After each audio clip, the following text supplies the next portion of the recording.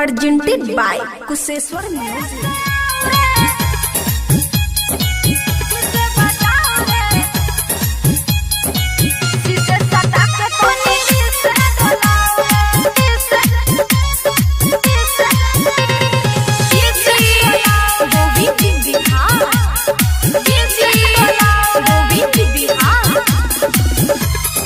माँ Gayatri recording studio. होठ में लाली कानों में बहाली,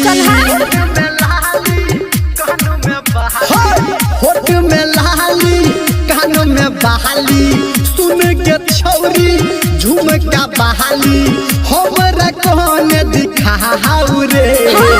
ऐसे आओ रे बिसे बजाओ रे शीशे सटा के कोनी डिस डोलाओ रे। ऐसे आओ रे बिसे बजाओ रे शीशे सटा के कोनी डिस डोलाओ रे।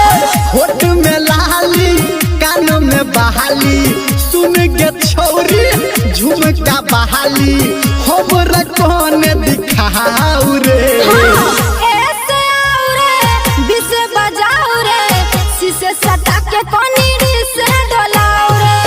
ऐसे आओ रे बिसे बजाओ रे शीशे सटा के कोनी डिस डोलाओ रे। ऐसे आओ रे बिसे बजाओ रे शीशे सटा के कोनी डिस डोलाओ रे। डीजे गोविंद बिहार, डीजे गोविंद बिहार सटा के कोनी डिस डोलाओ रे।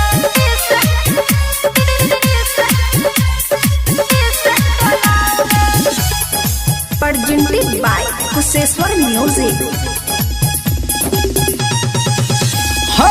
भाजत ही आहे पाँच गे देखबो तो हर नाच गे। उमर हमर छै काच रे किया लगाब छाछ रे। देवोगे नमरी देखा दे टंगरी, देवोगे नमरी देखा दे टंगरी लोहंगा कोने उठाऊ रे। ऐसे आओ रे बिसे बजाओ रे शीशे सटा के तनी से डोलाओ रे।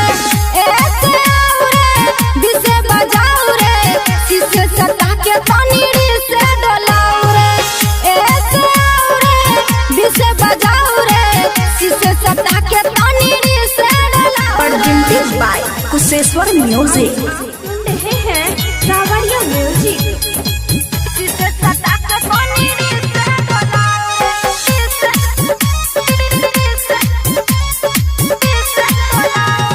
DJ Govind Bihar, DJ Govind Bihar.